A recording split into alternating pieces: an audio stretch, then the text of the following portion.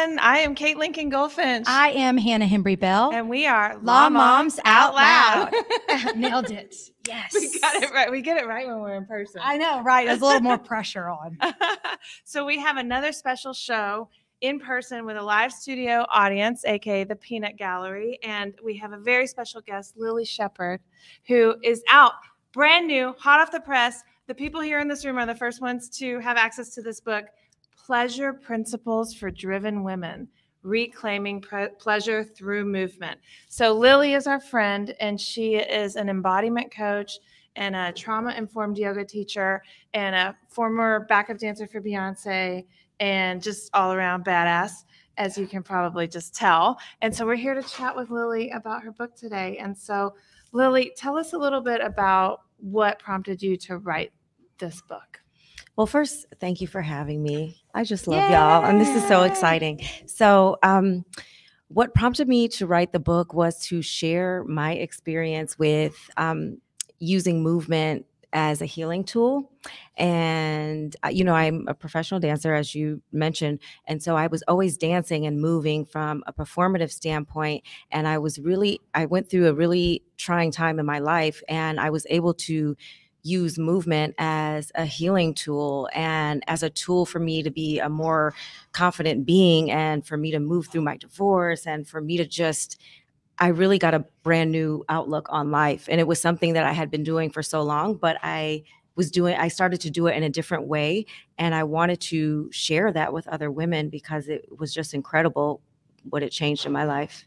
Well, and Lily, one of the things I've so enjoyed about getting to know you, besides, I don't know, when I'm around Lily, I just feel like there's a spark, just more like connected. Yeah, more sparkly, like connected to the world, and just generally speaking, like happier to be alive. As evidenced by our outfits. I know we're all glam today in honor of Lily. But one of the things that you'd shared with me, and I guess I should have asked you before if we're going to talk about this part, but like the sort of inspiration of your story and how, you know, you didn't just all of a sudden be like, oh, I love pleasure principles. Let me just talk about that. So could you tell us a little bit more about your story and what got you to sit here having this conversation? Yeah, well, what got me to having this conversation was, like, in all essence, a breakdown, pretty much. I was dancing. I was an exotic dancer in Las Vegas for many years, and I was on stage, and I was moving and dancing and doing what I do, but I just had this feeling like, I'm so disconnected from my body right now. Like, how is it that I'm out here and I'm putting on this image of confidence and sensuality and sexuality, but I feel completely disconnected. My mind is elsewhere. My spirit is elsewhere. Like, something is wrong here. Mm-hmm. And so I went home and I was kind of going through it. This was before the shit hit the fan in my personal life, but I just had a feeling of like, something needs to change. And so I just heard a voice that said, just move. And it didn't say dance. And I think that's important to make that distinction, because it didn't say dance, which is what I was used to doing and what I'm comfortable with. It just said move. And movement is anything. Movement is rocking, is just like flailing, is rolling on the ground, is all of these things. And I did all of those things for an hour in my room. And I had such a cathartic release. Mm-hmm. And I just felt like, okay, this is what I was looking for. This is what I needed. All of the other things and all of the dancing for an audience and for applause and all that is great, but this is what I need to kind of move forward. And then the shit hit the fan in my personal life. I found out my ex-husband was cheating, and it was, everyone knew and I didn't know. And then there was all this lies and deception and drama and court and bankruptcy and foreclosure, and like everything just started unraveling. And so having a practice to come back to, a movement practice that was just kind of for me and not for anyone else, really helped me keep my life together at that time. Well, and I mean, when my life, I'll say this honestly, like I've been in a life fall apart moment. So I feel you on that. And the first thing that came to my mind was not move. Do you think, I mean, did it feel like it inspired or it bubbled up from your experience? Because you're a trained dancer, right? So like, do you think, what do What do you make of that? That in the, like most of us, I think, and we're in front of a bunch of our friends today. Yeah. So I don't think most of our first thought is like, my life is going to total shit. Let me stand up and move now. Right. So that's a different thing. Yeah. And that's why I think it's important that it didn't say dance, because I had been dancing. So it wasn't like put on music and have a dance party, you know, and you'll feel better. It definitely wasn't that.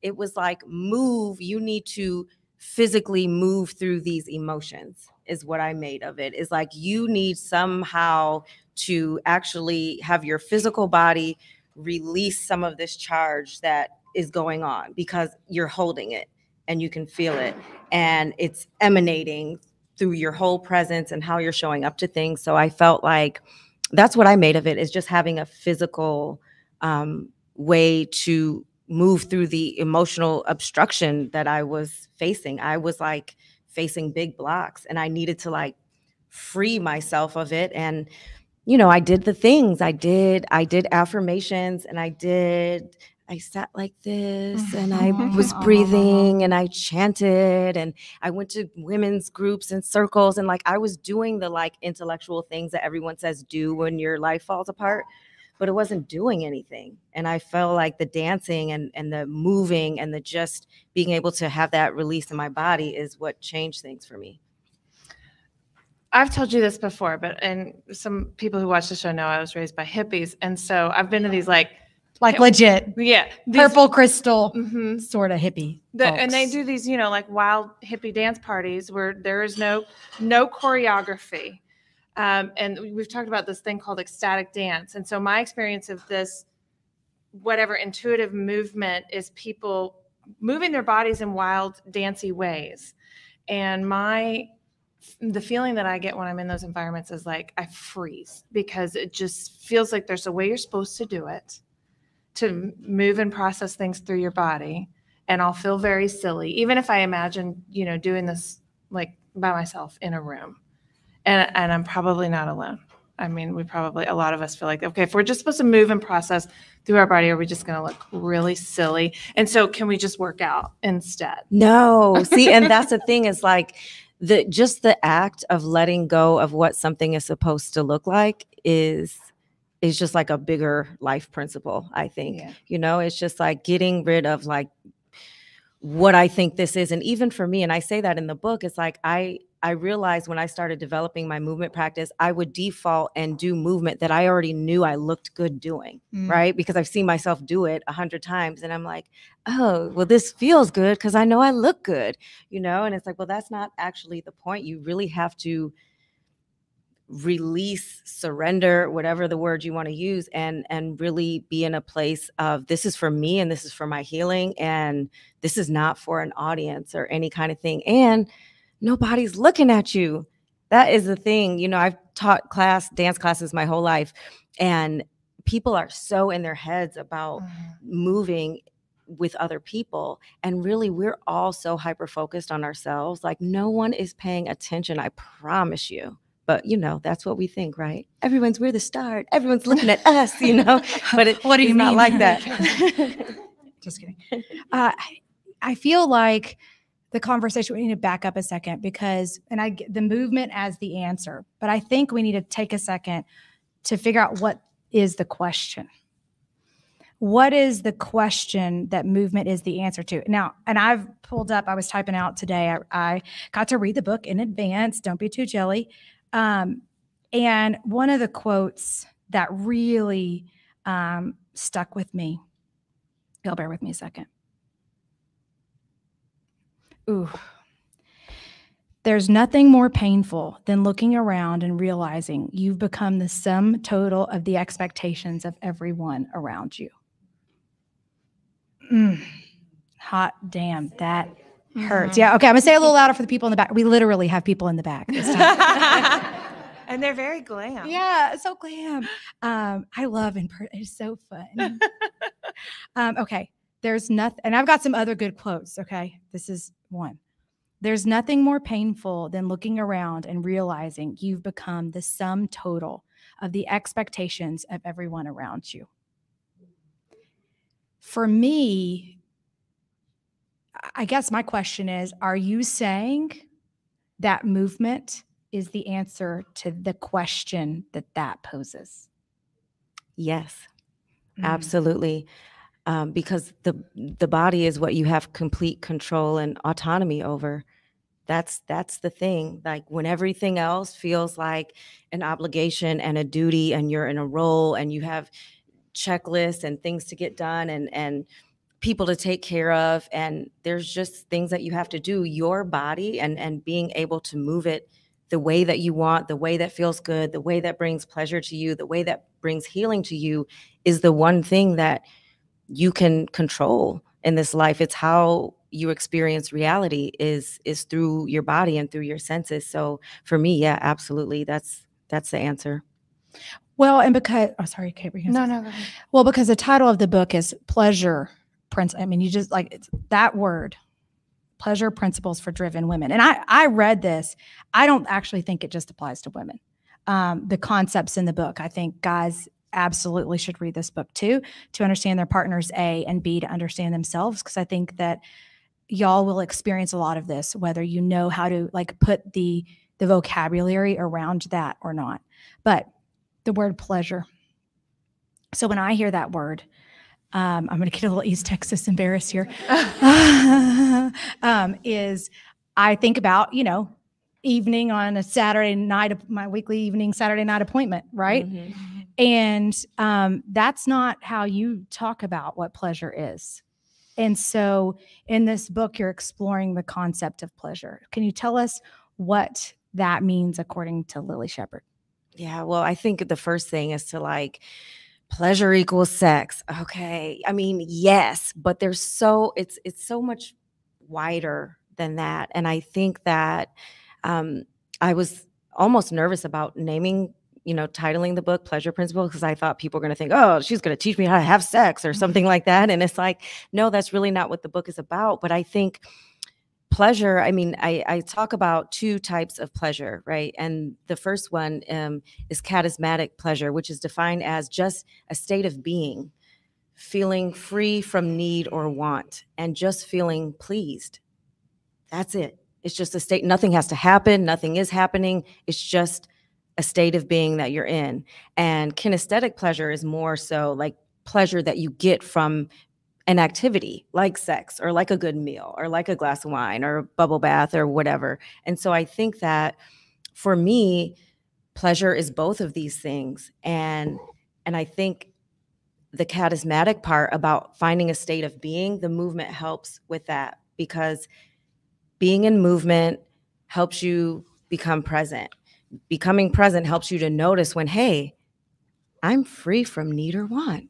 There's nothing in this moment that I need. I'm actually good. And I don't think that we do that enough. Like we're always just in constant chasing of the next thing and what has to get done. And if we can just take a breath and sit back for a minute and say, wow, in this moment, I am free from need or want. I am good. I am pleased. When that happens to me, I have no idea what to do with myself. Like when I'm sitting in a moment, it's about like enjoying joy. And that's something I've brought up in our group that we're part of a lot, is about how to enjoy joy. I literally have no idea, because I'll get in this space where for a moment it's like, okay, and I had a moment today. I got to go on a long walk this morning, longer than normal. I got to be outside, got to have a really good conversation on our call, really good team. Everything was just good. So I was in that, what is it, charismatic? Mm-hmm. Charismatic pleasure. And then I felt a little itchy of like, because you're a driven woman. And that's that's it, is like being able to sit and rest into those moments. It's a skill that takes development, and it takes being aware of, because the natural thing is when you are a go-getter, you want to, this is really great. Oh yeah, I'm really pleased. I'm good right now. But like, okay, and what's next? What's the next thing to pop off and get done and check off? So I think that it's something that needs to be cultivated. And so just being in those moments and like really fully sitting down in the pocket and being into it and being like, yeah, there's nothing I need or want. I'm good. And let it last as long as it needs to last. My husband, Josh, he's here. He talks about, it's often related to like when as parents we get away and we have a moment. It's like when an indoor cat gets outside, and it just like freezes. What do I do with this freedom? Okay, let's talk. I do want us to talk about the men, how this applies to the men, but you brought up the driven women part of that. And the 2 paragraphs where you defined a driven woman really spoke to me. And so would you read those, whatever part, or just say, what you mean by what a driven woman is? I like the way I said it here. It's pretty good. I love it when I say things that big. A driven woman is a go-getter who is intrinsically motivated to achieve. She often feels compelled to do so without much help from others. A driven, high-achieving woman tends to be highly disciplined with structure and routines that she can count on to ensure she gets the outcome she desires. In other words, she makes shit happen. She can be counted on by the people in her life to come through when they need her, and there's never a lack of situations that can't seem to be fixed without her involvement. She is solution-based in her approach to life and prefers to take direct action as opposed to going with the flow. The driven woman is busy and determined. She's not afraid to take risks, say the hard things, or make the tough decisions. The driven woman is not particularly interested in being soft or yielding because that's not how she's gotten to where she is today. For some driven women, femininity is cute and novel, something to be saved for a spa weekend with the girls or to turn on for an anniversary dinner with a partner. She sees her femininity as something to put on outside of the workplace.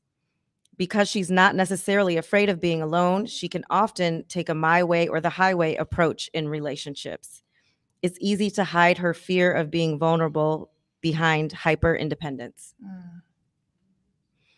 Yeah, I mean, just the part, I think even the word, I mean, I can get really stuck on words, but the concept of femininity and what that means, and how to wear that, not necessarily in clothes, but in persona and affect, yet still be taken seriously. Like, I will come for you if you mess with me.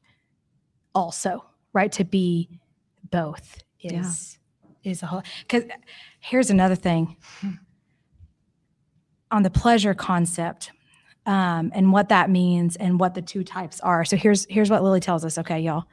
She says to live a life of feminine fulfillment, and I think people fulfillment, I would posit, pleasure needs to be integrated into your daily life. You are what you practice. It needs to be the foundation on which your life is built, a state of being that you cultivate daily. When you don't consciously cultivate joy and pleasure, you can easily miss the beauty, awe, and mystery that fills our world. Your world shrinks and becomes a series of tasks and obligations that you meet while feeling exhausted and burdened. Yes. It's a real thing. Yeah. To say that not only is pleasure not saved for the bedroom on Saturday night, you say it is supposed to be in our daily life and the foundation upon which our life is built. So, excuse me, what? 1. Number 2, how? So what and how? To that? I mean, I don't think I could probably speak for most of us in this room. That's not currently the foundation of our life. I think the foundation of our life is the last part. Duty. Tasks and obligations that you meet while feeling exhausted and burdened. I've come a long way in this personally this year. So I know a smidge of which you speak. I've started to say that it matters what I want. That's the thing. Is a statement. And probably some people went, oh, a little bit, to hear a woman say, I want. And it's important for no other reason than I want. I don't have to say, I want because, and it'll down the line make this sense. And what if I want, and then you'll want. It's like the being able to say, this is what I want, and it matters because I want it, period, is the thing. And I think people hear this, okay, integrate more joy and pleasure. And it's like, okay, I have to do these big things. I need to take trips and go on spa days and do these big grand gestures. And really it's about start small, with small movements, with movement, with small moments, with, I have clients that what I ask them to do is just list what are the things that really make you feel good. And that is so hard for so many women. They're like, what makes me feel good? Well, what do you mean? What? The spa. That's the answer. The spa. Right, the spa, a bubble bath. No. Like, what makes you really feel good? Spending time with my kids. Okay, girl, we're done being politically correct here. Like, yes, okay, Love I you, get but- it. Love you. And Well- that is, but like, not in relation to other people. Like, you as a being, not as a wife, not as a mother, not as an attorney, not as a doctor, not as the CEO, not as a church volunteer, not as a neighborhood watch patrol woman, all of these things that you are, like, just what makes you feel good as a human being, and actually write it out. And then the next step is like, okay, how long do these things take? Well, what makes me feel good is being on a boat, sipping champagne, and eating a fruit platter and charcuterie. Okay. Yes. So how long would that take? Okay. I need a good day for that. Okay. What else makes me feel good? Okay. Sitting on the porch, having a cup of tea, watching the leaves fall. Okay. I could do that in like 15 minutes.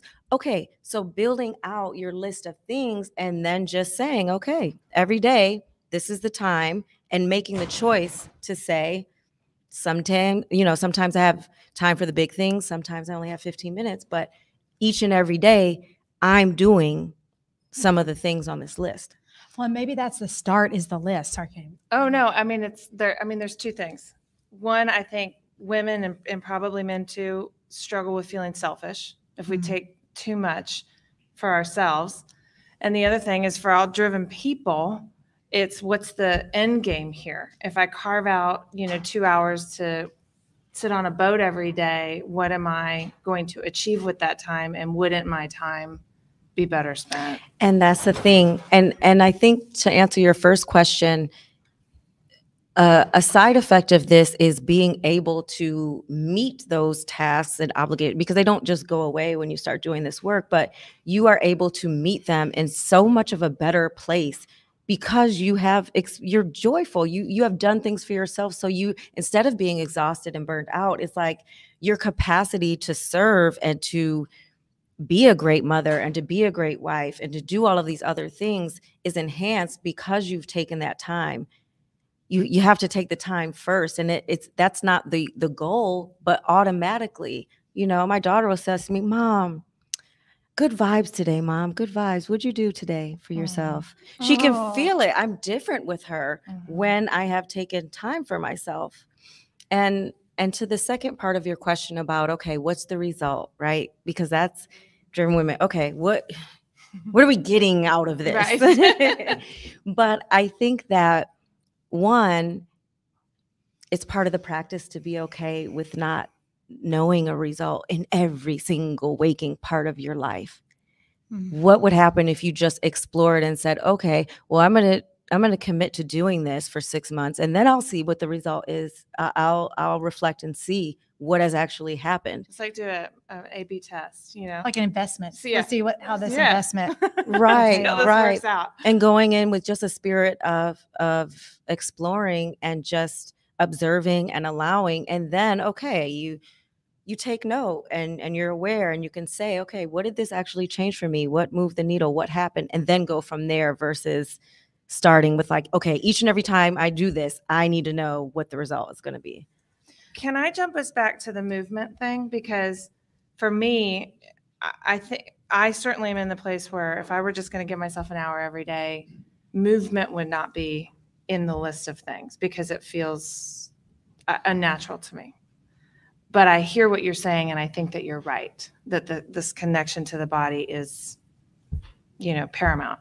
But it's only unnatural because you haven't been doing it. Well, so this is the question. So I'm going to do the A/B test and start with the movement. So what do I do? Put the music on. Okay. And so you might start by, this is a movement. Should we do the thing we did at the sip and shop? Oh yeah. Does everyone? We'll do an exercise. Yeah. Right. We did yeah. it. Okay, we could do an exercise real quick, because Everybody. people are confused as to what's a movement. I have to be like leaping and doing pirouettes across the thing for it to be a movement, and that's not the case. And so everyone, just take your right hand really quick. Can the men do it too? Of course, Yes. everyone could do it. Take your right hand, raise your right hand, and just for 10 seconds, I want you to move this right hand like it is on stage at the, I don't know, Apollo Theater. So yes. Okay, here we go. 10 seconds and go. Right hand, just move it. Do some things with it. Just see, what is it doing? Where does it want to go? What is it doing? You can put your middle finger up. It feels good. Whatever you want to do. I like jazz hands. Yes. And boom. Yeah. Okay. Right. That is movement. If you sit and do that, but it's the fact that you're doing it with intention and you're like, oh, that stretches this. Oh, okay. And you just allow it to be, and it doesn't have to be anything. It looks goofy and who cares, but it's just something so simple that is movement. It does not have to be big or grand or look any kind of way, even if it's just one body part. I used to try to move my second toe for years. Like I'm a weirdo, I know, but I would just be like, I'm going to like move my second toe. And I focused on it for so long. I still can't do it, but it was just like, I can move my second toe. You can? Yeah. And I none can. of the other toes? Yeah. Girl. Yeah. I have a good skill. Okay. That's your weird superpower. Yeah. Yeah. I have a couple. That's one. I can't do lots of other things. No. Yeah. And music is a big part of it. Putting on music that makes you feel good. Yeah. And just seeing what comes up and starting sometimes with a feeling. Okay, today I feel destructive. Okay, well, what music do we put on for that? Right. And then what comes on with that? I want to maybe break some shit. Who cares? Or today I feel sad and heavy and drained. Okay, what does that move? Automatically my body sat into that because it's different. And so just playing around with it and giving yourself a chance to see what comes up. Well, and our mission at Law Moms Out Loud is to help lawyer moms and lawyer mom supporters grow as moms, lawyers, and people. And we had to bury the lead with the people part because generally speaking, women will not do things for themselves. They'll do a lot to be a better lawyer and a better mother, but to be a more full person, that's at the end. Well, that's really what we're getting at is the person part. So I think that this ties in directly. Now, there are a few things we do at Law Moms Out Loud every single week. We, first of all, talk about what we're reading. That's easy. This book. We have some physical ones for sale. Where can they buy this book who are watching on the computer? Yeah, barnesandnoble.com, amazon.com. Yeah, just type it in. All the places. It's available. Yes. Okay. Now, what about our dominant thought? So every week we talk about the thought that's been on our minds. We found that every day the thoughts are kind of like blah, blah, blah, lots of stuff, but there seems to be one thought that permeates. I had a friend ask me this question and it stuck with me. So do you have a thought this week that's been sticking with you as we wrap it up on a Friday? Yeah. My thought has just been allow the current to carry you.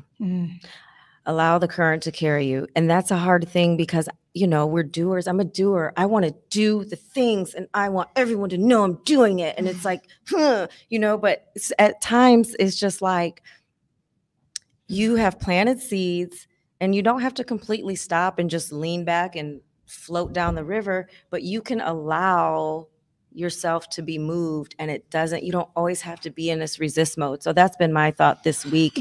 Well, because you said in the book, today I opt out of urgency. Ooh. When I read that, that's when I started typing everything. I'm like, oh my God. So today, maybe that's consistent with your thought of today I always feel urgent. I at all times from the morning to the night when I go to sleep, I feel urgent. Me too. So to opt out of the urgency. Because you have a choice. And that's the thing, because that urgency, what does that lead to? Rigidity, stress. Stomping her neck. Yeah, get it out. I mean, disease, all of those things of this every single day, everything is so urgent, but you have a choice. Oof. You can decide. But then that makes it my responsibility. That's kind of annoying. PPM day one. All right, Katie, what about you? What's your dominant thought this week? I'm thinking a lot about play. I shared this in PPM earlier that I'm reading this book called Free to Learn, and it's about how children learn best through play. And it's a whole, unschool sort of situation. But this, if you think about what is the definition of play, before you're reading a book about it, it would be a really difficult thing, I think, to define. But I know that I want a playful life, daily life, and at the end of my life, I want my life to have been playful. And the way that it was defined in this book is something that you do for its own sake, for the sake of the process. You know, whether you're building a sandcastle or you're playing a soccer game or you're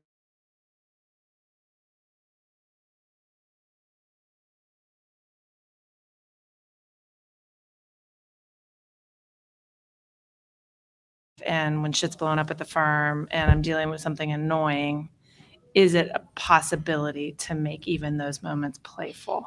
Well, and what y'all are saying is a common thread about things for their own sake.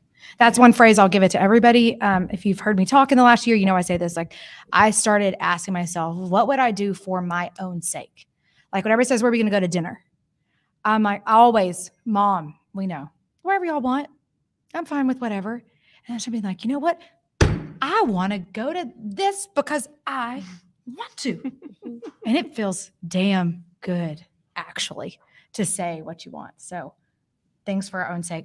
My dominant thought this week has been around creativity and curiosity and the relationship between those two things. And we've talked about that on our calls. Today was super meaningful to me.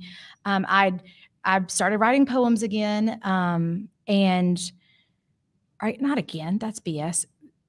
Period. I started writing poems. I'd probably written like 2 or 3 my entire life up to that point.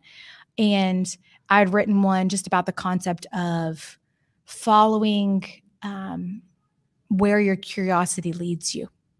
And then our teacher this week, Allie, shared with us how that is how we eventually, if we do that, if we follow our curiosity and we're moving and we're doing, that our true purpose will be revealed. So really considering that, I'd seen an old quote from some old dead white guy, I'm sure, of like how about to stop, to stand and stare, When was the last time I just stood and stared? And I did today. And I felt, I think I would have said bliss, but I think I'm co-opting the same concept as pleasure. So that was pretty great. A good one. Pretty good one. Okay, last little bit. We have to give out our gold stars. Always my favorite. I no matter, I may be all pleasury and whatever, but I really want gold stars still. So let's see. Kate, do you want to go first? Sure, I'll go gold first. star. Y'all know Marla Mattinson. She has a business called the Intimacy Experts, and she started to do some really cool business coaching. Anyway, she came in and she did this process with my team, my leadership team, called Celebrate Mistakes. And it's this whole process of, yay, a mistake happened. Let's talk all through it, talk about our feelings and get to what we learned from it in your business, to have that discussion. And of course, she wanted me as the owner to talk about one of my mistakes. And so I did that yesterday with her help and my leadership team, and went through this mistake that I made in leadership that, caused morale issues several months ago. And I just talked all about it. And then several people on the leadership team talked about their experience of it. And it was, I thought, very healing and good for me, for the team. And then to have this new process where we celebrate mistakes in a law firm, it just feels very different than the way most people handle it. And everybody really loved it. And anyway, I feel like I have a gold star for that. Okay, what about you, Lily? A gold star as a mom, lawyer, or person this week? Oh, well, as a lawyer, I went to court and I won my case. No, Lily's not a lawyer. I just feel really good about life. I'm just feeling like I'm really proud of this book. I feel like the impact that it's going to have on women really showing up and being better leaders in their own lives, and people that lead others, people that have teams, that have people that look up to them. When you can show up in your full expression of who you are and confident and having, taken the time for yourself, there's just such a different essence. And I look forward to just seeing that permeate throughout everyone. And so I feel really good about that. I feel really good that this is out in the world. And yeah, I need a gold star. I've been saying this whole You time. are. You're dressed like a gold I star. am a Yes. living gold star. You know, I've been telling myself, like, this is a big, can I say curse words on here? I've been cursing. We've been saying the whole I'm time. like, this is a big fucking deal, Lily Shepard. This is a big deal. Yes, Okay, yes. so stop prancing around here like, oh, no, like this book, you are going to have women coming into their positions of leadership like boss ass bitches, still feminine, still leading with strength and conviction, but also very rooted and grounded in who they are. And that's a gold star if I ever heard one. For sure. I have personally, I'm going to cry. I have personally already been touched, not only by this book, but by you as a person and following your stuff online. So all of y'all can do this, like word for word on the internet. I'm not speaking in hyperbole. There is not better stuff than what Lily puts onto the computer, period. This is where you say your handle, at Lily Shepard. At Lily Shepard Moves, everywhere. LinkedIn. Well, no, that's just my regular name, but Instagram, Facebook, YouTube, all the places. Yes, you should be One pulling L. out. Yeah, one L, one P. Yep. In Shepard. I don't know if there's normally 2 P's in Shepard. No H's. Oh, SHEPARD.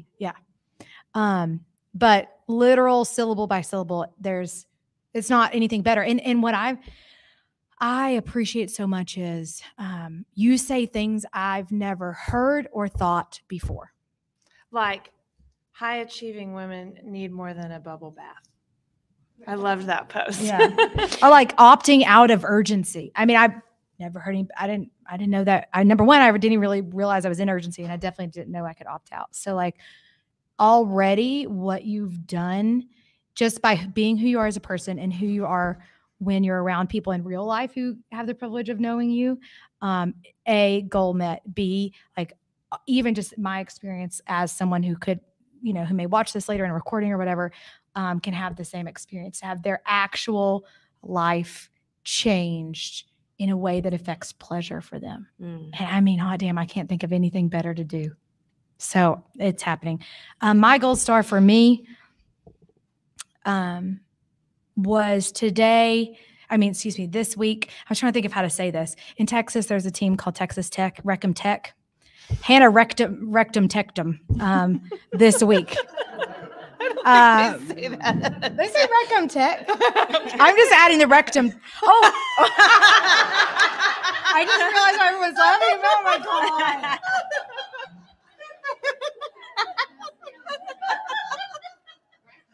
Gold star. Okay. Oh my god, I'm so embarrassed now. I can't. Anyways, so my whole point. Shit, I don't remember what I was going to say now. No. Oh, well, I just like y'all.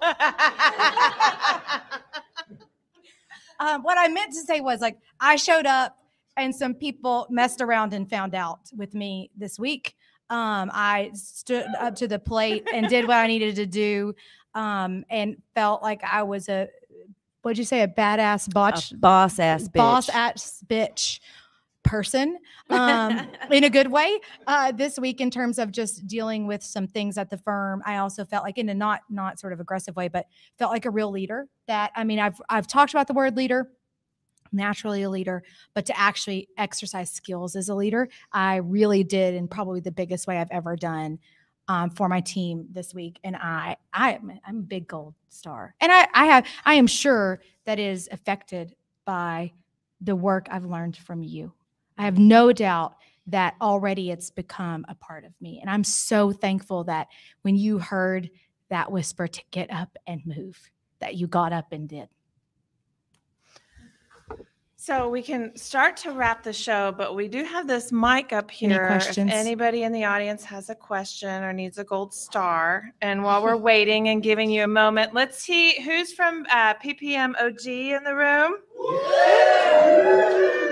New Kids on the Block? Is that what we're calling? All right.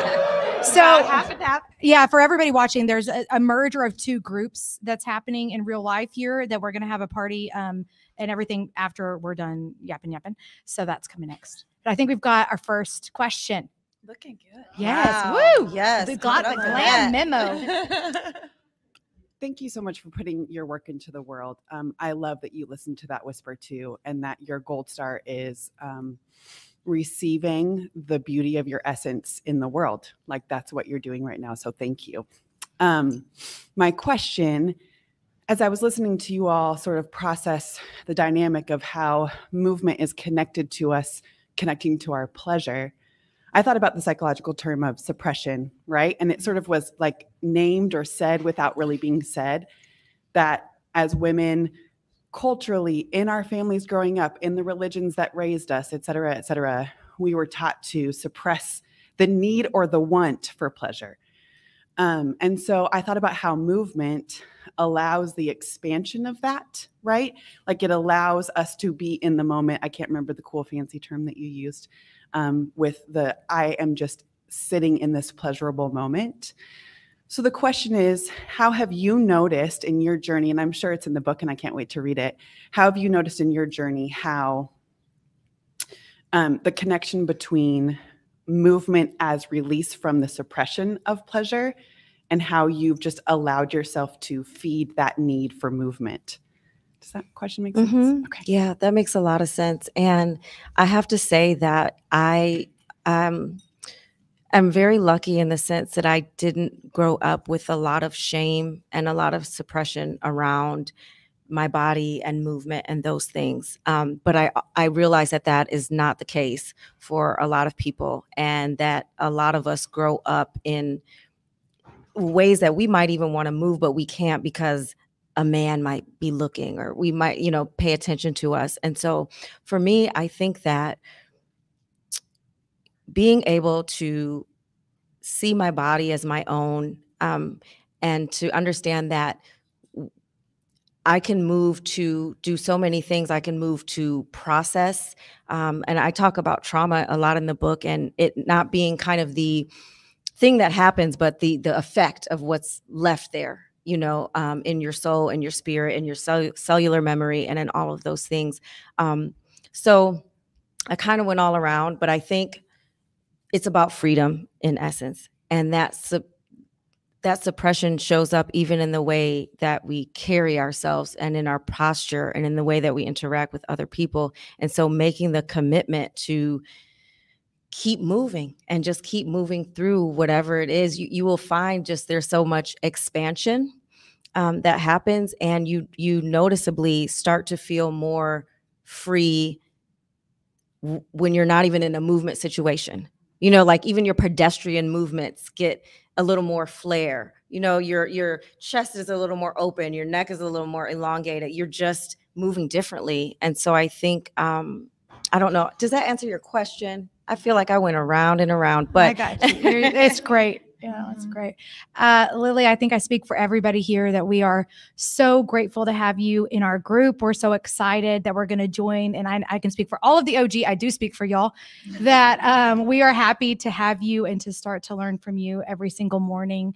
And thank everyone for coming to support us all doing our thing. So let's give it up for Lily, and thank you for watching. And thank you to How to Manage.